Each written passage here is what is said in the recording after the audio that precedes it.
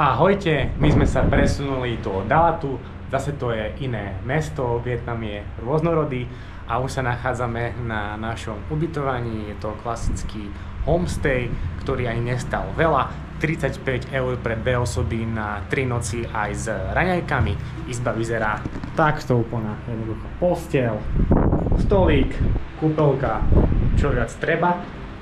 A toto mesto Dalat je úplne iné ako ostatné mestá vo Vietname. Nachádza sa vo výške okolo 1500 metrov nad morom, je tu iná klíma a je na francúzsky štýl. Sem chodili francúzski kolonisti oddychovať z Ho Chi Minovho mesta, keďže tam bolo horúco a tu mali príjemnú klímu. No a ideme objavovať celý Dalat a jeho okolie. Poďme na to. No a takto to vyzerá zvonku. Všade izby. Jedna, druhá. A prvýkrát máme ubytko na kladku. A nejdem. Aha. V deň v Dalate začíname polievkou. Deň, už je 13 hodín pomaly. Ja mám fočko. A ty máš čo? Bol polievku bún, ale neviem teraz ktorú. Dnes mesom, ale slivočka. A tie polievky sú mega veľké. A my to jedia na raňajky. Stačí fakt jedna polievka a človek je najedený. Došli sme k pagode Lim An a je to tu pekné. Nachádza sa tu aj Budha. Aj viacerí budhovia. Viacerí budhovia. Nie je tu veľa ľudí a je to fakt vysoký Budha. Pozrite na to.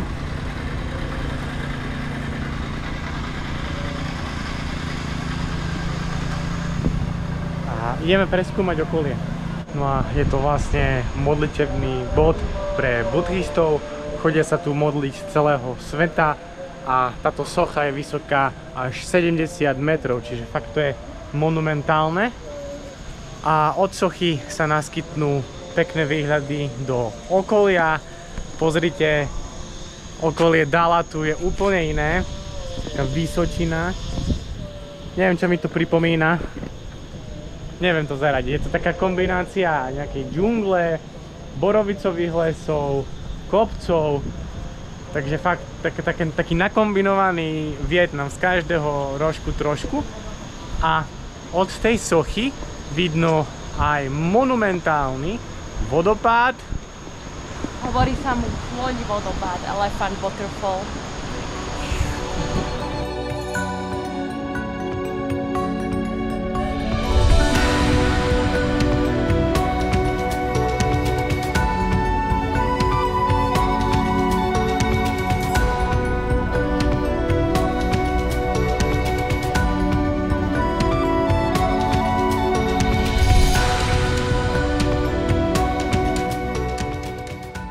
Dá sa vojsť aj dovnútra sochy a nachádzajú sa tu rôzne výjavy a maľby. Myslím, že tu sú bojovníci. A tu je Budha.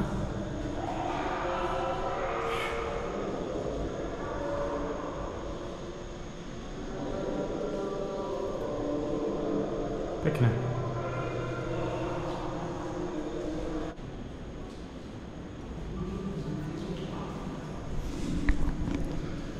Ďalší oltár.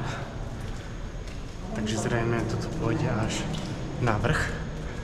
Veronika mi už ušla, tak kráčam za ňou. A je to zaujímavé, teraz tu idú také pani, čo idú na každé to poschodie a na každom poschodí sa kláňajú Budhovi. Ako sa ti páči Budha? Veľký a najväčší zatiaľ vo Vietname. Tento je pekný, musíme uznať. Ideme nakamerovať dronom. Nebola vo vnútri budku asi takto. V jeho tele. No, zaujímavé.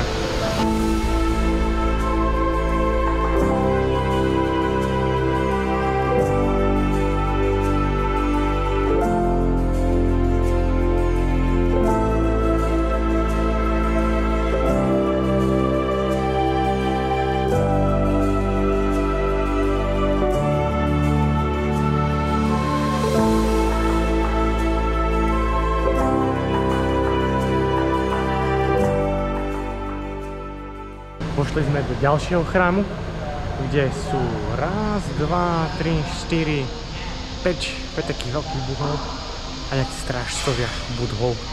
A všetci majú na sebe svastiky. Ja som nikde inde vo svete, čo som bol zatiaľ v Thajsku, ani na Sri Lanke nevidel budhov, ktorí majú na sebe tento symbol. Tu vo Vietname je na každom jednom svastika.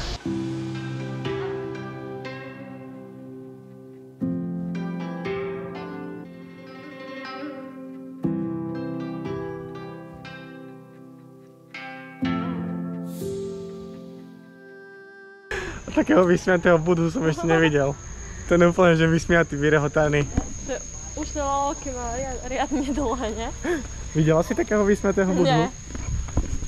Ale že určite sme takého nevideli ešte. Aj zuby mu dokonca vidno. Spodri, oči. No, normálne vrásky na oči od smiechu. Hej.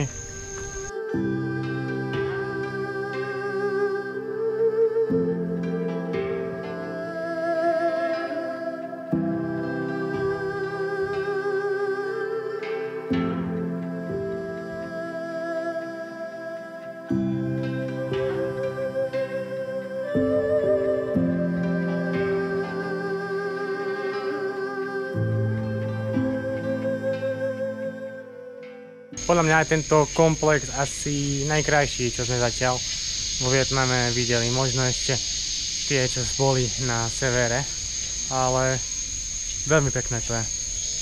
A ďalší, tentokrát Zlatý Budha.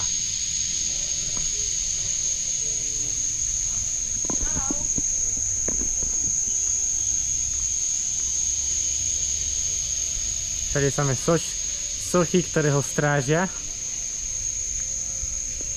Ako sa ti to páči? Paráda, veľmi pekný chrám. Neviem, či to fakt, že nie je najkrajšie, čo sme videli. Asi aj zatiaľ. No, aj ja. Sranda je, že hneď pri komplexe sa nachádza krásny vodopád, monumentálny, takmer v meste. Toto u nás by nebolo možné. A fakt je obrovský. Poďme si ho pozrieť. Ja tomu nerozumiem. Jedna z najkrajších vecí vo Vietname. Nikto tu nie je. Nevyberá sa tu vstupné. Je tu krásny komplex, krásny vodopád. Proste zase sa nám to potvrdzuje. My to stále vravíme, že proste tie najkrajšie veci sú zadarmo a málo ľudí. Tak to je. Chrám spoplatnený nebol, ale vodopád je predsa spoplatnený, na osobu to stojí 40 000 a dostanete sa na krásne výhliadky, tak si myslím, že tu stojí za to preskúmať to. Krásny vodopád, ale dalo sa ísť aj na tú druhú výhliadku, ktorá je zadarmo. Tak kto sem príde, tak pokračuje od budhu smerom dole. Nemôžete minúť, lenže my sme to minuli. Nevadí. Práve sme pod vodopádom, čiže oplatilo sa zaplatiť a vyzerá to totálne epicky. Vidno aj budhu v pozadí, paráda!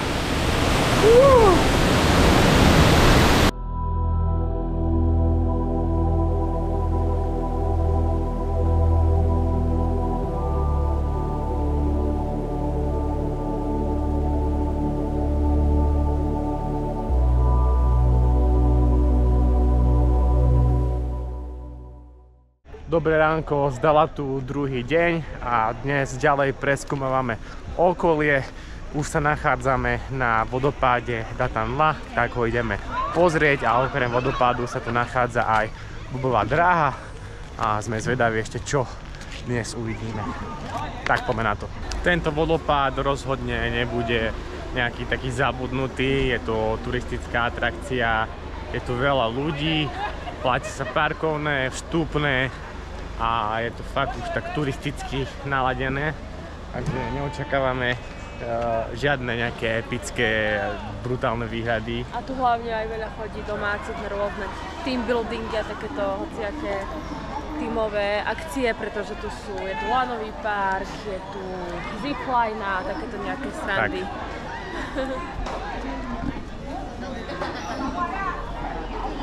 Vodu musíme kúpiť. No už ideme pešou trasou k vodopádu, popod lanovú dráhu, popod zipline A Veronika by chcela strašne ísť na... Všetko. Všetko? Tak choď.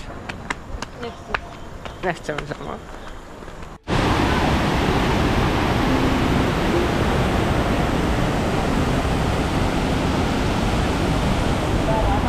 To je taký vietnamský lunapark.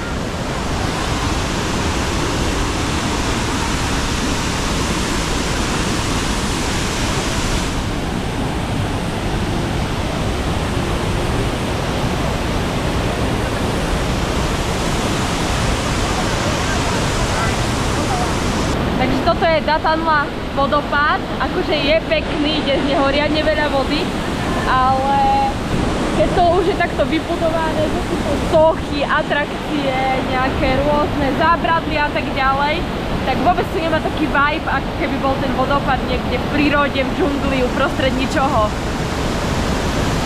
Súhlasím. Až tak ma to nenadchlo zase, že poviem si wow. Aj ten kanoing tu môže byť sranda pre turistov, ale my sme už náročnejší proste. Hej, že určite to je super, ale nemá to ten nádych, ako si vravela. Hej. Taký ten dobrodružný. Tak už to je, už tu každý príde a prístupné pre každého. Tak.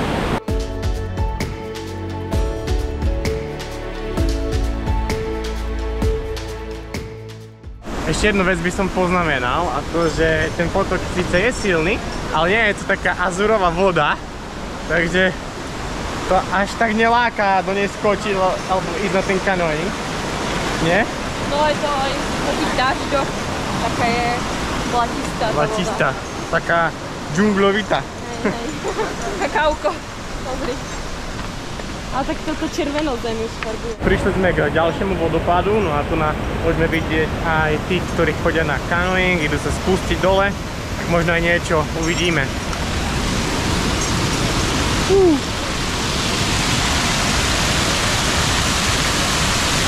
Fúha, tento vyzerá o dosť krajšie.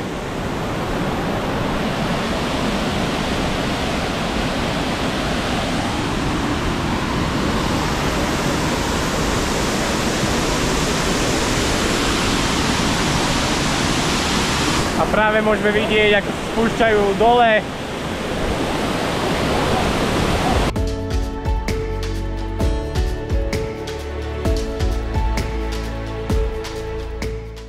No, prichádzame na ďalšiu atrakciu, zase takú turistickú, kde sme platili aj vstupné. A Veronika nám povie, ako sa to všetko volá, čo uvidíme. Volá sa to Clay Tunnel a je to taký 2-kilometrový alebo 3-kilometrový tunel, po ktorom sa môžete prejsť a v podstate po okolí okolo toho tunela sú všelijaké sochy, nejaké umelecké diela, čiže je to také skôr umelecké duše. Pre nás. Uvidíme, či nás to zaujme. Môžeme začať? A už vidíme prvé sochy opičiakov.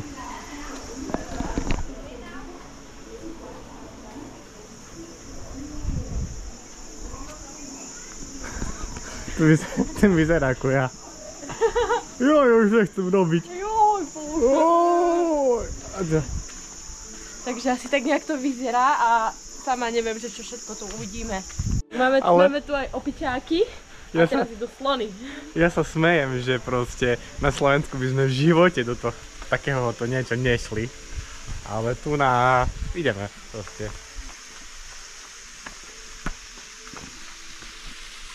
Tak sme to mali po ceste.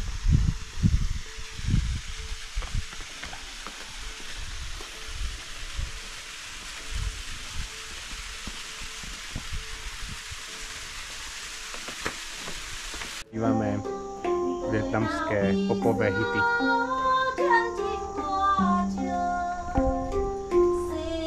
Si pochopil, čo to je. Je to vlastne celý Vietnam, rôzne prvky chrámov, budhov a všetko, čo symbolizuje Vietnam. Tak sa mi to javí. Aj gitara. Od hudby, cez kultúru, cez chrámy, cez auta, proste všetko, čo je Vietnam. V jednom tuneli. Tak. Tak to sme nemuseli ísť do Vietnamu, stačilo tu prísť a zažiješ celý Vietnam. Páči sa ti to? také iné. Časti to symbolizuje aj Dálat, hej. Tu je železnica. Tam pestujú jahody.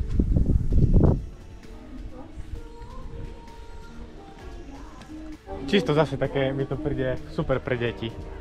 Asi si ideme urobiť deti. Pre umelcov, alebo musíme sa dať na umenie. A sme asi pri najväčšej atrakcii, takéto hlavy dve. A možno si dáme aj takú fotku.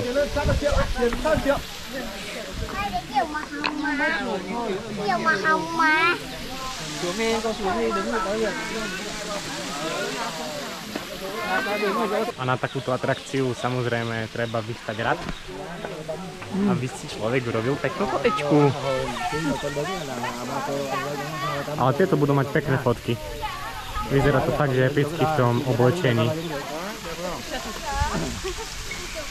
Priamo v meste sa nachádza aj vodopád Camly. Vstup tu je okolo euro 50, alebo na Dongi to je koľko? 40 000. A nestojí to za to určite, ani sa nemusíte chodiť. Akože sú tu pekné záhrady, všetko tip-top, sošky. Čiže koho to zaujíma, tak OK, ale kto je taký typ ako my, tak nebude z toho vôbec nadšený. A vodopád nestojí za veľa. Áno. A čo sa týka Dálatu ako mesta takého, tak tu nachodia hlavne novomanželia, čiže všetko to je také prispôsobené, záhradky, romantika, fotečky a tak no. A Vietnamci tu chodia práve na takéto medové týždne.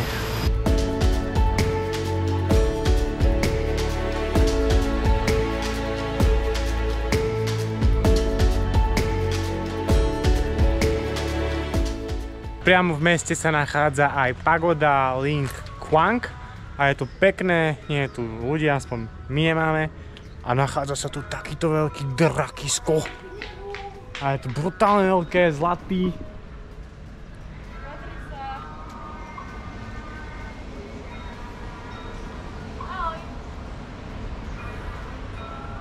Dracarys. Dracarys. A je riadne poskrúcaný, teraz ideme asi cez chrbát. Čo keď to ožije? Čo keď ožije drak? Čo keď ožije drak? No. Budeš ho musieť skrotiť. Ty si nepozerala rod draka? Ja. Tak chyba. To je pozostatok tohto.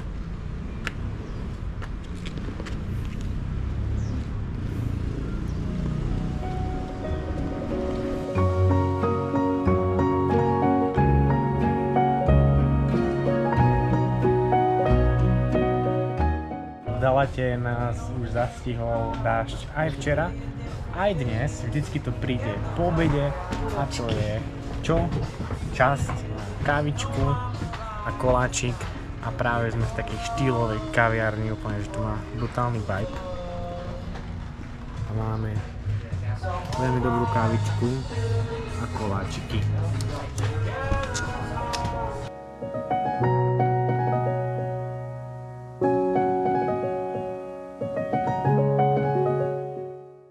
No, my sa nachádzame v ďalšom chráme Ling Quoc a tento areál je veľmi pekný, asi jeden z najkrajších vo Vietname. Je špecifický tým, že má 49 metrov dlhého draka, ktorý je obkladaný pivovými fľašami a zakrýva Budhu. No a hneď vedľa je 7-poschodová väža. A tam sú tiež rôzne pamiatky a celé to je také pekné. Hlavná symbolika sú Budhovia, draky a mnísi. Určite sa to oplatí vidieť, je to veľmi pekné.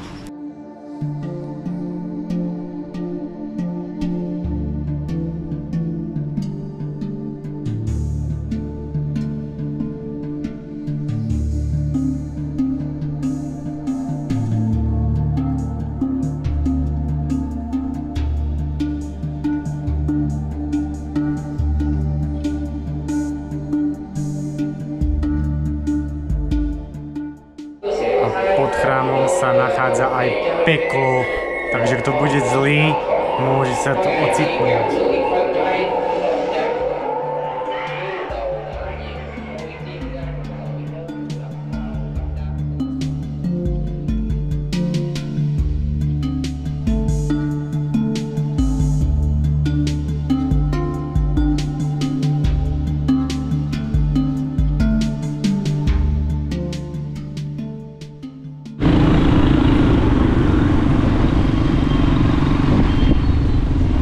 Vyzerajú pravidlá na križovatke v Dalate.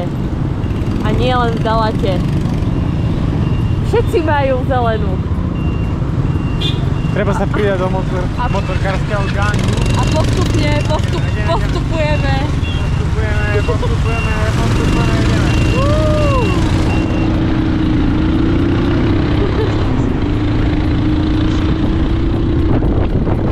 No a v centre Dalatu sa nachádza aj tzv. Crazy House.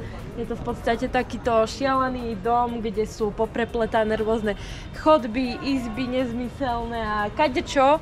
Je to celkom veľký komplex, ale pravdu povediac, neviem, aký to má zmysel. Tak ale ideme sa tu pomôcť, keď je to taká atrakcia. Tak pozrieme si to. Jak si tam prišla?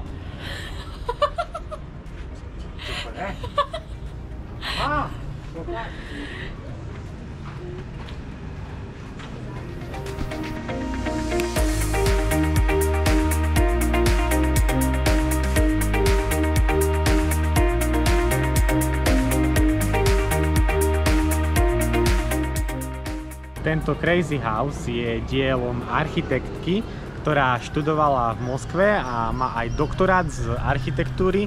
A tento dom vyvíja od roku 1990 stále do väčších rozmerov.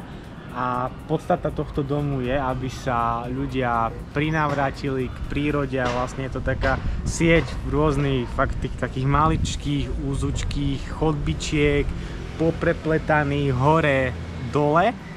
A jej otec bol aj druhým prezidentom Vietnamu, čiže s nejakými úradmi rozhodne nemá problém, to sme sa dočítali v Lonely Planet. Takže toto rozhodne stojí za to navštíviť. Je to fakt, že šialené, že čo dokázali od roku 1990. No, dobré ránko. Po asi hodine a pol sme prišli z Dalatu k vodopádu Pangor. Nie je tu nikto. A ideme si ho pozrieť. Mal by to byť pekný vodopád, takže uvidíme. Ideme a vyzerá to tu riadne opustene. Ako keby zastal čas. Neviem, taký mám z toho pocit. Vodopád zatiaľ nikde. No, blížime sa k vodopádu. A vyzerá majestátne. Čekujte. No takže, málo ľudí, krásny vodopád, asi najkrajší, ako sme to možno povedali už v predchádzajúcich dieloch, ale tento vyhráva aj tým, že je to taký pokoj a ten vodopád je fakt taký široký, krásny, rôzne prúdy, takže určite toto oplatí navštíviť a užívame krásy.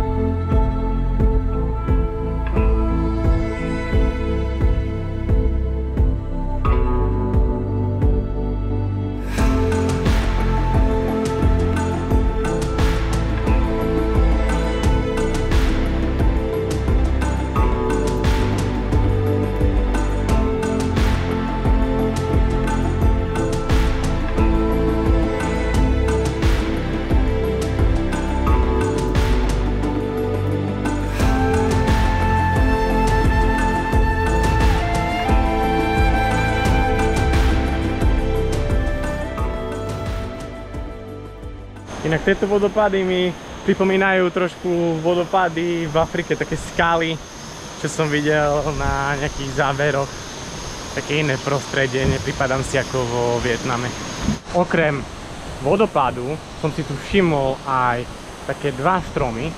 Jeden takýto s koreňami, brutálne obrovský. Krásny. Ten musí mať najmenej, ja neviem, 500 rokov. Tak som strelil. A potom ešte jeden tu je. A toto je druhý strom.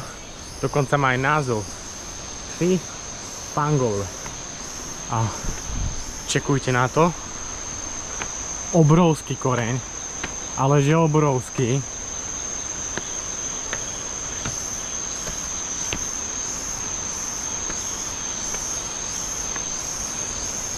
Aj do takejto výšky. Ešte k tým vodopádom okolí Dalatu, a v Dalate je to trošku taký nepomer. Včera sme boli v tom centre mesta na tom vodopáde, ktorý sa nám až tak nepáčil. Ten stal 40 000. Prídeme na tento, ktorý je oveľa krajší, väčší, masívnejší a ten stojí 20 000. Takže nechápem, že kde si vymýšľajú tie ceny. Ale fakt je, že tento areál je taký trošku škarečí a ako keby sa o ňoho už nestarali. Pritom ten vodopád je brutálna turistická atrakcia. Že ako hodnotíš tento areál? Areál je ako keby tu 20 rokov zastal čas, ale ten vodopád stojí za to, je brutálne krásny. A nechápem tomu, že na Somariny tu vyberajú vstupy, dá sú tam sochy, neviem čo všetko. A tu čo nádherný vodopád, tak nič. Tak aj tie stromy tu sú úplne nádherné, brutálne sú. Ale aspoň tu nie je ľudia, oplatí sa tu merať tú cestu. Tak. Aj tie vecká, tu sú totálne zastaralé, špinavé, ani spláchnuť sa nedá, bufety, sú tu staré, 10-ročné, žiadna káva, nič, proste nič si tu nekúpite. Ale majú tu takéto vrtuľky. A vlajky musia byť samozrejme japonské. Vietnamské. Bez toho, vietnamské. Bez toho by to nešlo. Kvietočky. V okolí vodopádu sa nachádzajú aj kávové plantáže. A môžete vidieť, že pekne to vidno, ako rastie.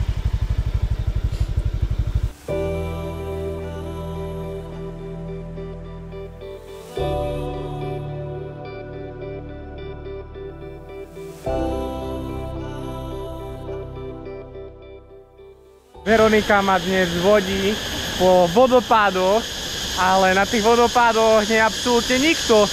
Fakt, že zabudnuté vodopády, zastarané, nikto sem nechodí a ja tomu nechápem, vážne nechápem.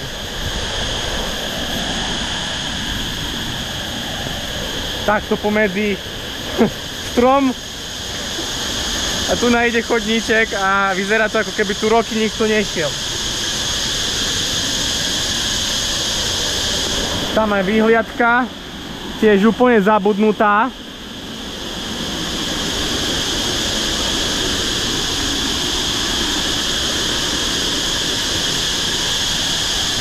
Ja tomu nechápem.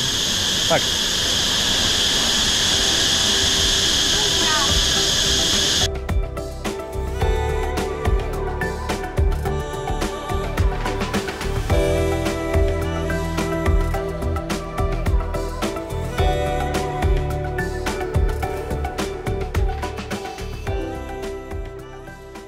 No, takže po chvíľočke už sme pri vodopáde a je tu brutálny gigant, ale nedá sa ísť až pod neho, čiže len takto z takejto zastaranej výhliadky ideme pozorovať jeho krásy.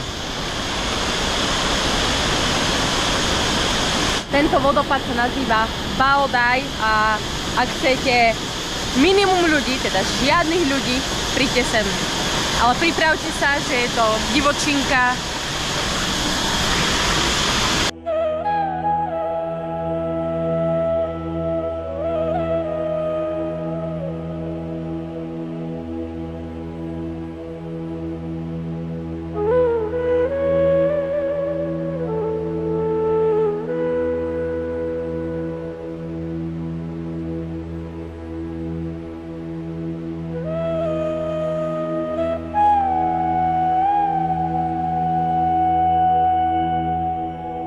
toto je jeden z najlepších zážitkov vo Vietname. Vodopád Bao Dai určite nevynechajte.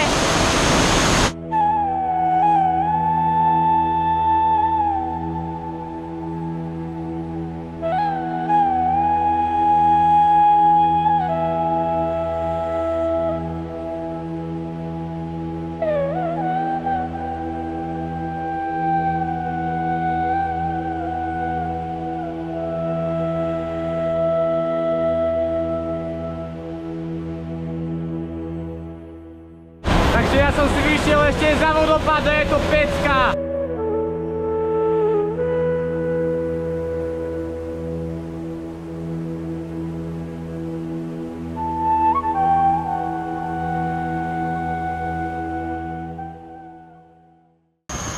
Aby to nebolo len o krásnych záberoch, tak aj takáto je realita, keď je niečo zatvorené. Proste všade bordel, odpadky a tak, no takúto atrakciu nechajú úplne schátrať, nechápem to. No a tradičné, už čo sme v Dalate, tak je každý deň po obede búrka, zaťahne sa, začne pršať, takže väčšinou končíme v kaviarni a dnes to nie je výnimka a je to kaviareň s takýmto pekným výhľadom. Tongo Coffee.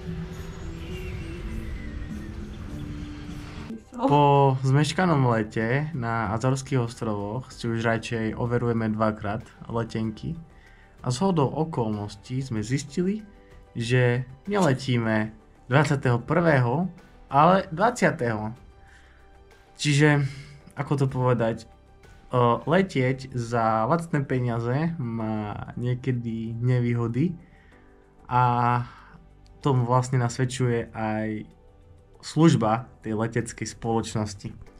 Takže tu môžeme vidieť, že my sme mali v itinerári.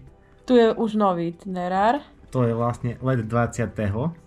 A tu je starý. A to, čo nám prišlo, je 21.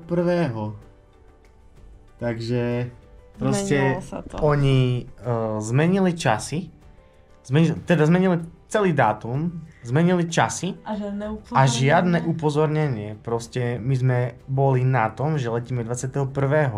A keby, že si to nepozrieme, tak proste ostávame tu a môžeme si zháňať nové letenky. Takže vždycky to treba kontrolovať proste. Lebo... A už sme mali listky aj na Regio, na spoj potom z Berlína. Hej. A tak to sme stornovali a teraz deň skôr sú drahšie, hej? Tie lety sú asi najstresujúcejšie zo všetkého, čo sa týka cestovania, aspoň pre mňa. Ja si už nikdy nie som istý tým letom. To je hrozné. Dobré ránko, posledný deň v Dalate. No a my dnes ideme na túru. Dlho tu žiadna turistika nebola, v podstate celý Vietnam chodíme, ale nie na takú túru, že na nejaký kopec. No a dnes prišiel ten deň. Vybrali sme sa na kopec Lang Biang. Je to asi taký tu najvyšší štít v okolí Dalatu.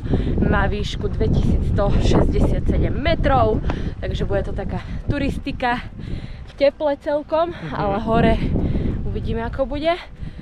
No a my už vidíme aj náš vrchol, že tam ten kopček Lang Biang a malo by to byť okolo 5 km, nejakých 700 výškových.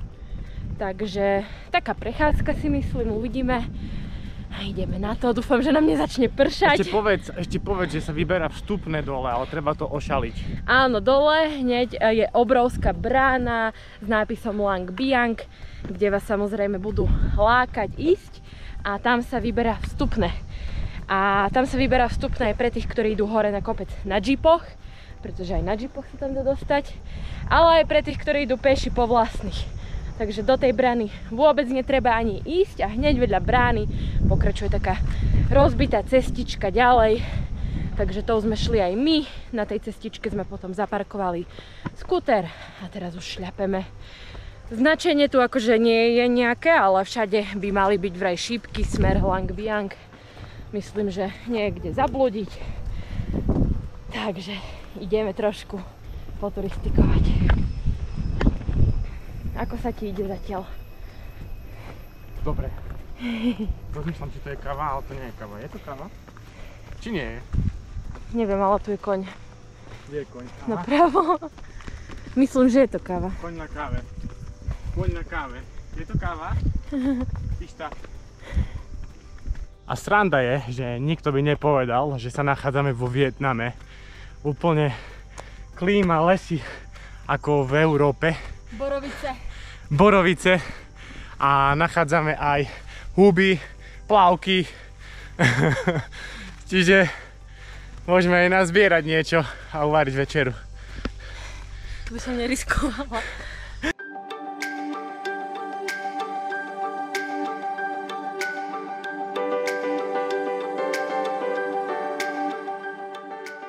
Po asi 20 minútach chôdze sme sa dostali na takúto cestu, čo Verča spomínala, že sem chodia autička. A dokonca nie jeepy, ale normálna autička, keďže to je normálna asfaltka. Akože riadny biznis si z toho spravili. Ale tu zase zabočíme my do lesa.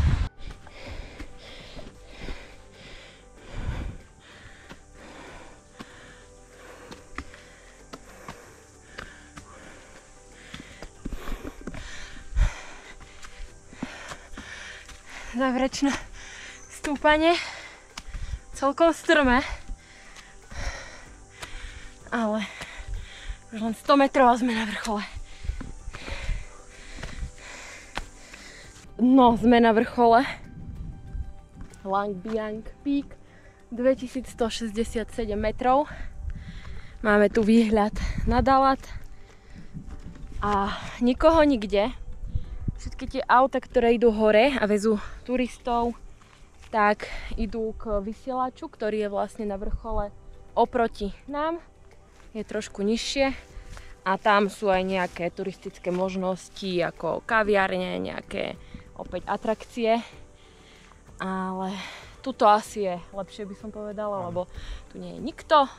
Odmakáte si to za svoje a nikto vás neotravuje ničím. Trvalo nám to 1,5 hodiny. Písali 3. Niektorí písali, že tu išli 3 hodiny, niektorí 2,5. My sme tu dali za 1,5 hodiny. No a teplo je riadne, ale počujeme v diaľke, že ide nejaká búrka. Takže ako každý deň asi aj tento deň v Dalate po obede prídu búrky. Stále, to sa tá oblačnosť drží celý náš pobyt. No. Takže daj si nejaké zábery. Neviem, či sa oplatí. Je taký trošku opar. A ten Dalat je veľké mesto. My sme prišli na poslednú atrakciu v Dalate. Už sme prešli asi všetko, čo sa dalo. A nachádzame sa na krásnej výhliadke, kde sa pestuje čaj, káva a sú tu výhľady do okolitej prírody. A Veronika nám povie, ako sa to nazýva. Nazýva sa tento kopec Cao Dat. A sú tu také kadejaké fotošuty, ako rôzne loďky, autička, telefónne budky, klavír, bazén, takéto somarinky.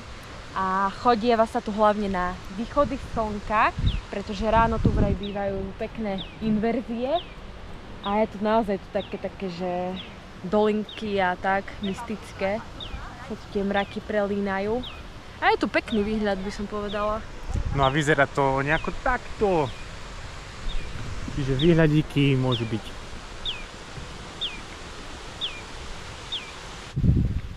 Klavír, bazénik,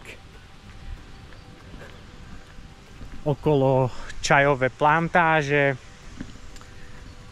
a tak no. A tam je kto? Skoč! Máme tu aj zrkadielko a ako v kameni mudrcov si budeme prijať niečo a budeme tam vidieť to, čo chceme vidieť.